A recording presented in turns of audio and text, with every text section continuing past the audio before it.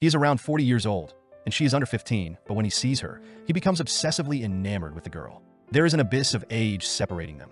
Yet this is no obstacle for Humbert to commit an act of madness that will lead to his downfall. Now, with blood-stained hands holding a hairpin, a revolver in the back seat, and a heavy conscience weighing on his mind for the atrocious act he has just committed. Many call this a love story, but once the puzzle is complete, you will be able to judge it for yourself. The professor traveled to England to finish his book before the semester began, so he could start teaching his classes. However, the home of the relatives where he planned to stay burned down.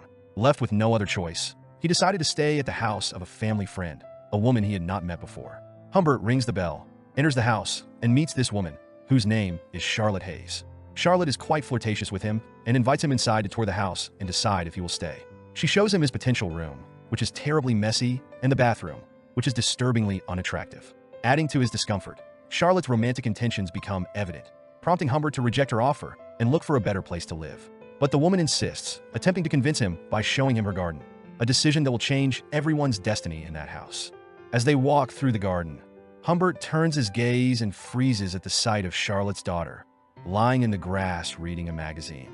Charlotte continues speaking, but Humbert's attention and breath are stolen by this young girl, whom he scans from head to toe.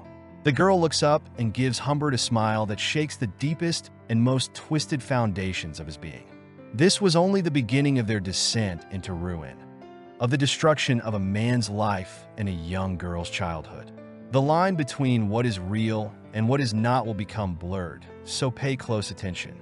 Seeing Charlotte's daughter changes Humbert's mind, and he decides to rent a room in the house. Though the house remains repulsive to him, it is a price he is willing to pay to be near his new object of obsession. Over the next few days, Humbert keeps his distance, limiting himself to watching her from afar while pretending to read the newspaper or observing her from his window, as he writes in his personal diary. In this collection of paper and ink, he writes about how Dolores strikes the most secret and sensitive chords of his being. He also keeps a ribbon in this diary, a ribbon you should remember well, as it will be a key piece in understanding why the writer does what he does. It is an object that reminds him of a traumatic event from his past. But one night, while Humbert works, the distance he has maintained from his obsession, or, as he likes to call this type of girl, his nymphette, narrows. The girl tells him that his radio woke her up, and Humbert, very kindly, turns it off and apologizes while looking her up and down, his heart pounding wildly. The girl leaves his office, and Humbert follows her to the kitchen, where he watches her eat. The man smiles in fascination, his eyes delighted by what they see. Over the following days, Humbert leaves the door to his study open while he works and writes, as if the open door were a kind of trap. At first, he simply watches the girl's interactions from his seat, how she brushes her teeth, grabs toilet paper, or argues with Charlotte over mundane things. He observes passively, secretly wishing for some terrible disaster, like an earthquake or an explosion, to instantly eliminate Lolita's mother, leaving Dolores in his arms. But one day, the trap works and Dolores enters his office, playing with the furniture and sitting in front of him in a peculiar way, which makes the professor extremely nervous. But it doesn't end there. The girl gets up and sits on Humbert's lap. Intoxicated by her scent, Humbert is overwhelmed as she shows him her chin trick. In a miserable attempt at camaraderie, Humbert reclines on Lolita, only for Charlotte to walk into the house, causing her daughter to run off. That gesture of sitting on him was the first in a series of strange behaviors Dolores would exhibit toward the professor, actions that may make you question everything you've seen so far. First, when Dolores brings breakfast to Humbert, she invades his personal space, getting very close to his face. Later, while they're outside in the garden, she teases him by throwing her retainers into his drink. All of this happens while Charlotte is present, a situation that unnerves Humbert and delights Dolores. As the conversation unfolds, the girl becomes somewhat affectionate with him, allowing herself to be hugged and laughing at his jokes. This, of course, thrills Humbert but ignites jealousy in Charlotte, who has fallen for the professor but notices that he pays more attention to her daughter than to her. Charlotte's jealousy leads her to treat her daughter less kindly, escalating the tension between the two. Humbert's obsession has reached such a height that he sometimes ignores Charlotte entirely because his attention is instantly drawn to Dolores. Charlotte's worsening attitude toward her daughter and her jealousy ultimately lead her to make a life-changing decision, sending her daughter to a strict camp for a few months, a decision she will regret for the rest of her life. When Humbert hears this news, he is devastated. The only reason he decided to stay in that filthy house was because of the young girl. When they break the news of the camp to Dolores, the girl throws a tantrum, typical of someone her age, which culminates in a fight between her and her mother. On the day Dolores is set to leave for camp, she, her mother, and the housemaid load her belongings into the car while the professor watches in terror from the window. The girl says goodbye to the housekeeper and to her home, things she will never see again because of Humbert. But just before the car takes off, the girl sees the professor and steps out of the car to say goodbye. Seeing what might happen, Humbert's heart races so hard it nearly bursts from his chest. Her footsteps echo as Dolores enters and jumps into his arms, planting kisses on him and then giving him a smile. A second later, the girl runs back down the stairs, and Humbert is overcome with a profound feeling of ecstasy. He immediately returns to the window, only to watch the sad sight of his obsession driving away. In the professor's own words, the car door slammed shut and Charlotte, seated at the cruel wheel, took my life away. Let's pause for a moment to highlight something crucial to understanding this situation. The entire story is being told from the professor's perspective. Humbert is a skilled writer, so perhaps, just perhaps, the reality of the events is somewhat distorted by his seemingly romantic obsession with the girl. We'll explore this further in a moment. Humbert's situation grows more complicated when, minutes later, the housekeeper hands him a letter from Charlotte, in which she expresses her desire to marry him. The professor, desperate not to lose the chance to eventually be with his nymphette, finally agrees to marry Charlotte. This relationship, however, won't last long, as fate is about to take a macabre turn in Humbert's favor. The man is obviously not in love with his wife, but Charlotte is deeply in love with him. To avoid fulfilling his marital duties, Humbert gives her sleeping pills at night, though they don't always work. However, one fateful day, Humbert's facade collapses. Upon returning home, he finds his wife in tears, having read his diary. A diary in which he declares his love for Dolores and his twisted, obsessive thoughts about a blue future with her. Charlotte tells her husband to leave and never come near her daughter again. Humbert, trying to calm her, goes to get her a drink, but he receives a phone call informing him that Charlotte, the woman he had just seen moments ago, is dead. This seems impossible, but when Humbert goes to the living room, he sees her desk empty, the door wide open, and hears the sound of ambulance sirens. Stepping outside, he realizes that in a fit of hysteria, Charlotte ran into the street and was struck by a car. Humbert mourns what happened, but knows deep down that this is his opportunity. He packs his typewriter, some of Dolores' clothing, and finally takes a hairpin, an object that, in time, will be held by his regretful and blood-stained hands behind the wheel as he flees the law. After packing, the professor heads to the camp to pick up Dolores. Since he's her stepfather, no one questions anything. His plan is to tell her that her mother is ill and then move from hotel to hotel across the country until school starts, claiming that her mother is improving, until she finally dies. When Humbert sees Dolores again, he is enchanted by her glowing golden skin, and a wave of sensation tells him that everything has been worth it. Dolores is also happy to see him again. On the way, Humbert lies to the girl, telling her that her mother is suffering from an abdominal issue but is getting better in the hospital. Then, unexpectedly, Dolores says, "I cheated on you because it seems you don't love me anymore." Shocked, Humbert asks, "Why would you say I don't love you?" She replies, "Because you haven't kissed me yet." At that moment, Humbert pulls the car over, and the girl climbs onto his lap, removes her retainers, and begins passionately kissing him. However, they are interrupted moments later by a police officer asking for directions. The officer doesn't fully understand what's going on, but doesn't give it much importance and leaves. By evening, they arrive at the first of many hotels where they will stay. Here, they are given a room with only one bed, and both notice the presence of a mysterious man named Claire Quilty, who has already set his sights on the girl. Night falls, and the professor tells Dolores to go to sleep while he steps out for a moment. The girl lies down. Humbert locks the room, and he goes outside to take in some air, trying to contain his emotions. If his happiness could have spoken, it would have filled the hotel with a deafening roar. But that night, a key encounter takes place. While Humbert is outside, Claire Quilty emerges from the shadows and says, "I know she's not your daughter. Where did you take her from?" Humbert, startled, tries to converse but decides to leave. Quilty bids him farewell with a sinister, "Enjoy her." Claire Quilty will play a crucial role in this story, but not for any noble reasons. In fact, quite the opposite. His life is darker and more twisted than one might imagine. Humbert returns to the room, puts on his pajamas, lies down in the little space left on the bed, and that night, he simply sleeps. But the next morning, Dolores wakes up, approaches Humbert's face, and plants a kiss on him. But before we see how far the situation escalates, I'd like to make a brief parenthesis to explain why Humbert is the way he is, and for that, it's important to understand his past. Humbert had a difficult youth that he believes profoundly shaped him. At 14, he fell in love with Annabelle, a youthful, passionate love that ended abruptly with her death from typhoid. This event, he feels, halted his emotional development. He even uses a ribbon Annabelle gave him as a bookmark in his books, showing how deeply attached he remains to that memory. In Humbert's own words, "Something froze inside me. She was gone, but I kept looking for her." From a psychoanalytic perspective, fixation at a psychosexual developmental stage occurs when an individual becomes emotionally or psychologically trapped in the stage where a trauma occurred. Humbert may have become emotionally and psychologically stuck in his adolescence due to this loss. This could lead him to idealize his first love and seek it in other young girls, resulting in damaging and obsessive behavior. This isn't about justifying his actions, but understanding his story, which might clarify his behavior. It's also important to recognize that while we may not control our thoughts, we are responsible for how we respond to them, a responsibility Humbert is about to ignore. After Dolores makes her advances, things escalate even further. The girl persists, and the professor, of course, does nothing to stop the fulfillment of his desires. The next day, they leave the hotel, but Dolores displays an irritable attitude toward Humbert, making the journey uncomfortable. In Humbert's own words, it was a strange, oppressive feeling, as if I had next to me the little ghost of someone I had just killed. At one point, Dolores asks him to stop at a gas station because she feels a pain in her abdomen. Then, she casually comments that she should call the police to tell them what you did to me, you dirty old man. But the girl simply laughs afterward. This seems to indicate that Dolores is aware of everything that is happening, but chooses to ignore the gravity of the situation. When the girl returns from the restroom, she tells Humbert she wants to call her mother. He responds that it won't be possible because her mother has passed away. This news devastates Dolores, who, with nowhere else to turn and no other connections, decides to seek comfort and protection from Humbert. As they continue their journey across the country, Dolores' behavior intensifies in all aspects, from flirting to rebellion, apathy, and rudeness, making her increasingly unpredictable for Humbert. But despite their arguments, despite the chaos, the danger, and the despair, despite all of it, Humbert claims to feel as though he's in paradise. A paradise whose sky is the same color as the flames of hell. But for him, it remains a paradise. One day, another strange event occurs. Dolores begins to move provocatively, and Humbert follows through with the act. However, we see that afterward, when the girl is alone, she breaks down in tears.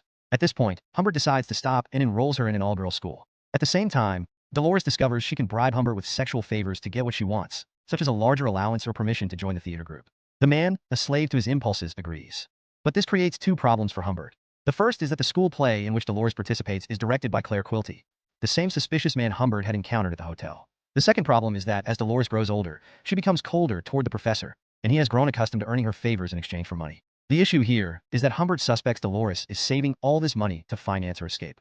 These suspicions intensify when he discovers she has been skipping some classes, leading to a violent confrontation. Their fight escalates into shouting and blows, born out of Humbert's insecurity and the looming threat of losing his object of obsession. Dolores screams with all her might, "End me, just like you ended my mother." After this, Dolores has a nervous breakdown and runs away from the house where they're staying. Hours later, calmer now, Humbert goes out to look for her and finds her at a diner, speaking on the phone in an unsettlingly cheerful manner. When she sees him, she immediately hangs up, almost as if she knows she's doing something that could have serious repercussions. To calm things down, Dolores asks her stepfather to take her on a trip, and he agrees. However, during the trip, Dolores becomes very insistent about visiting specific places at very specific times, which makes Humbert slightly suspicious. But when his paranoia truly begins to take hold, is when he notices a car following them on the road. He asks Dolores to write down the license plate number. This feeling of being followed grows to the point where Humbert begins suspecting every car, and even men who casually talk to the girl. For now, these are just paranoid delusions, as he has no solid evidence of being pursued by the police. However, he is not entirely wrong, and reality will turn out to be far worse than his suspicions. These delusions that Humbert experiences are nothing more than manifestations of his own conscience, a reflection of the fact that he knows he is doing something morally and legally wrong. These feelings of persecution are a response to the internal conflict between his desires and the reality of the illegal social norms he is violating. However, two events cause him to doubt even more. The first occurs during a tire blowout on the highway. When they manage to stop the car, Humbert notices another vehicle that had been following them. When the professor tries to approach the mysterious driver for help, the driver suddenly reverses and speeds away. Humbert asks Dolores for the license plate number she had written down to verify if it's the same car and confirm his suspicions. But he discovers that the girl had changed the numbers, almost as if she were sabotaging her stepfather, which leads to a major argument between them. The second event that deepens Humbert's suspicions happens when he goes out to buy supplies. Upon returning, he finds Dolores with smudged lipstick and dirty feet. This scene causes an eruption of insecurity and jealousy in Humbert. The accumulation of all these events intensifies the professor's paranoia to such a degree that he begins having nightmares about investigators arriving at his house. However, the story of these two is about to come to an end in this final hotel. As they are about to check into their room, they notice that Dolores isn't feeling well. Concerned for her health, the professor takes her to the hospital, where the girl once again displays apathetic behavior. The next day, when the professor calls the hospital to inquire about his stepdaughter, the receptionist informs him that an uncle had come to pick her up and had paid in cash. In other words, Dolores had left with someone else and disappeared without a trace. Upon hearing this, Humbert feels as though his soul leaves his body. He drives as fast as he can to the hospital, but it's too late. All he can do is lash out at the doctor, causing chaos. Humbert cannot report anything to the police because everything he has done with Dolores is highly illegal. So, he decides to begin searching for the girl on his own, though he has little success. After months, Dolores' trail goes cold, and Humbert has no choice but to return home. However, 3 years later, a letter arrives in the mailbox. Humbert takes it and reads, "Dear Dad, I got married and am now expecting a baby. We need your help with money. Anything will help." A tear rolls down Humbert's face as he reads the last page. "I am very sad and have been through some very hard times." After this, the professor sharpens his aim, takes a drink, and sets out to find Dolores. He arrives at a house that looks more like a small, run-down shack, clutching the address in one hand and the gun in his pocket. He rings the doorbell. When Dolores opens the door, she greets him with a smile, happy to see him. But Humbert removes his hat and begins to tremble, unable to believe what his eyes are seeing. The girl invites him inside, and once there, Dolores explains what really happened the day she disappeared. She reveals that Claire Quilty was behind everything and that he helped her plan her life. After this confession, the girl adds with a nostalgic sigh, "He was the only man I was truly crazy about," a confession that breaks Humbert's heart. She then explains that Claire was involved in filming tapes of underage individuals engaging in carnal acts at his mansion. However, Dolores refused, as she only wanted to be with Quilty. Because of this, the deranged man abandoned her to her fate. Afterward, she met her current husband and is now expecting a child. Despite all of this, the professor realizes that he is still in love with her and feels pity for having corrupted her. In Humbert's own words, "I looked at her and knew, as clearly as I know I will die, that I had loved her more than anything I had ever seen or imagined on earth. But she was nothing more than a dead leaf, an echo of what she once was. Pale, tainted, and carrying another man's child. But I didn't care." Humbert invites her to go with him to live somewhere else. But the girl refuses and tells him that, if she would still prefer to go with Claire Quilty. Even so, Humbert gives her much more money than he had promised and leaves the house in tears. Before leaving, he asks her, "Will you ever be able to forget everything I did to you?" But she doesn't respond. So Humbert walks away, determined to seek vengeance, revealing to the audience, "I regret everything I did before that sad goodbye. But I regret nothing I did afterward." He goes to Quilty's mansion, confronts him, and says that he is Lolita's father and has come to avenge her. A struggle begins, and when Humbert regains control, he accuses Quilty of kidnapping her. But Claire reveals that he never forced her to come with him. Instead, she begged to go to a happier home. Hearing these words shatters the already broken Humbert even further, and after several gunshots and a brief chase, the professor ends Claire's life that a few minutes later, we see Humbert fleeing from the police, his face peaceful as he holds the gun and the girl's hairpin, both stained with blood. When he sees the road ahead is blocked, the professor veers into a green field, steps out of the vehicle, and gazes at a distant town where the voices of children playing can be heard. He thinks to himself, "What I heard was the melody of children playing, and I knew that the deep and desperate thing I felt was not the absence of Lolita by my side, but the absence of her voice in that choir." And before I tell you what became of this man's life after that chase ended at the cliff, I want to explain why this film became so controversial and what happened to the actress's life after the film was released. Because, in case you didn't know, her life and career became complicated afterward. Let me give you some context. This movie is based on a 1955 novel by Vladimir Nabokov. The issue was that when it was adapted to the big screen, many labeled it a love story, romanticizing everything that happened and minimizing the acts committed by Humbert under the pretext of he truly loved her, and he did it for love. But first, about the actress. Her name is Dominique Swain, and according to her own words, she saw her career and personal life begin to fall apart after playing Lolita. That role left her typecast, and the media quickly turned her into an object, seeking to profit off the sensual image that the role projected. According to her, this film was responsible for initiating the destruction of her career and her identity, as playing that role left her stereotyped and objectified by the media, which sought to profit at the expense of the image the role had given her. She began receiving offers to play similar characters, all in the pursuit of exploiting her sensuality without regard for anything else. In an interview, the actress said that everything generated by the film deeply affected her. For a young actress, facing this situation in such a ruthless environment as Hollywood is an overwhelming challenge. While producers wanted her in their films, they only offered her roles that emphasized the erotic, exemplifying the problem of objectifying people solely for profit.